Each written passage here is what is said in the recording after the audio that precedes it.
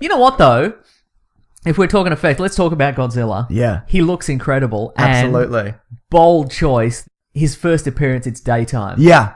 That's never happened before. No. They wouldn't have dared to do that in 1998 because he would have looked like... Much worse than he did. He would have looked like an N64 character. Like a sprite. Just all polygons. Yeah, all polygons, exactly. Face of Super Mario. But he himself looked incredible. And I think what helped was a lot of the time you would see him from the ground perspective or where the humans were standing. Like there wasn't a lot of, until the end, shots where you pull right back and you see him. Mm-hmm. So you really got a sense of scale. Yep. He is enormous. Uh-huh. Like in the other Godzilla, he seemed to change size. He did, yeah. And he probably didn't change size, but it felt that way because sometimes it pulled right back and sometimes it's in and sometimes he's right next to Matthew Broderick or whatever. Right, exactly, yeah. You know? That's true, yeah. I think they got the Godzilla scream right. They absolutely That was did. pretty intense. You do a pretty good Godzilla scream, don't you? That's it, right? Nailed it. Okay, thank you. Yeah. What about the Muto? Yeah, look, I didn't think that design was that interesting of a monster.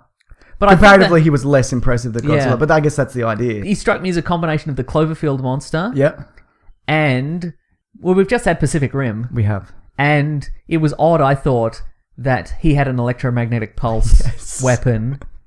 And that was a huge plot point of the last one, of Pacific Rim, is that one of the monsters developed an electromagnetic pulse weapon. That's right. Yeah. That's exactly And it. I think we did discuss this. Yeah, I know what you're going to say, yeah. It's one of the first movies, I think, where somebody has employed an EMP and nobody has had to explain to us, the dumb audience, what an EMP is. Yeah. Oh, it's an electromagnetic... Well, it produces an electromagnetic pulse... Within a certain radius. With a certain radius that disrupts all electronic devices within a certain rate. Right. But that would mean we'd lose all the computers and communications. Yeah. Yes, that's why it's a problem for us. Yes.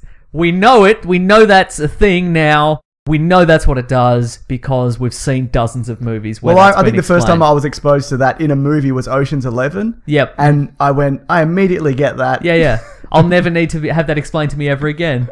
If they're going to explain an EMP in a movie, they should say, look, it's an electromagnetic pulse and it shuts down computer systems like in all those movies you've seen where somebody uses an EMP. And then the people in the movie would go, oh, that's right, I live in the world, I've seen those movies, I get it now.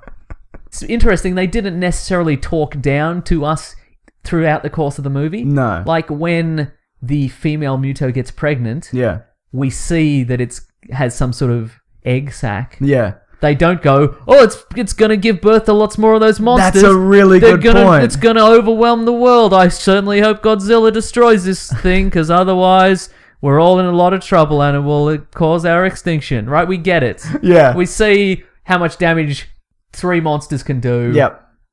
We've seen Aliens. We know what a nest of monsters We know what a nest of monsters is. We know that if there were hundreds of them, they'd probably destroy us all. Yeah. So we get it. We understand the stakes. We don't have to explain the stakes. Really good point. Yeah. Wow. Thank you. This movie's maybe better than I realised. Yeah, I know, now right? that I talk about it. Now, what I found really odd. Yes. Not odd. Maybe you could... This is something that I found amusing. At the end of the movie, Godzilla and the Muto fight in San Francisco and they batter it to dust. They do. Like, there is very little left. Yep. And then when Godzilla does the thing where he kills him, which we'll talk about in a bit. Yeah. Because that's a whole other thing. He leaves the city and everybody cheers. That's But true. if I was there, I'd be like, what happened? You had a big hand in that. Yeah. What just happened then? You are equally big as the other one. Why are we cheering for you? Exactly.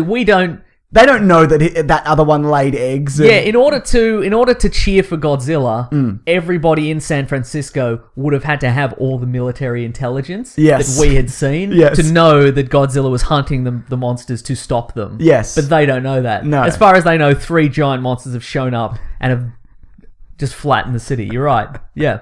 Let's talk about destruction, though. But as you said, though, if Superman can flatten a city and be called a hero, that's true. Why can't Godzilla? Yeah, exactly. That's very true. If we're talking about destruction, good, solid destruction. Great. What I thought was interesting is that a lot of people died. Yes. Like, it wasn't a case of everybody got to shelters very quickly. Some people got to shelters. A few people got to shelters. There's a scene in Hawaii where Godzilla comes out of the depths. Yeah. And in order to take on these monsters, and I thought that was good, where physics took effect, where he got out, he came out of the ocean, and it caused a tidal wave. Yeah, but it was interesting. I thought that the little girl sees that the monsters, the Godzilla's arriving. Yeah, her and her mum and dad run away. Yeah. They get in like a store. They close the door, and then we just see the tidal wave just batter hundreds of people, presumably to death. Like there's no way all those. Like it just swooshes past this tidal wave,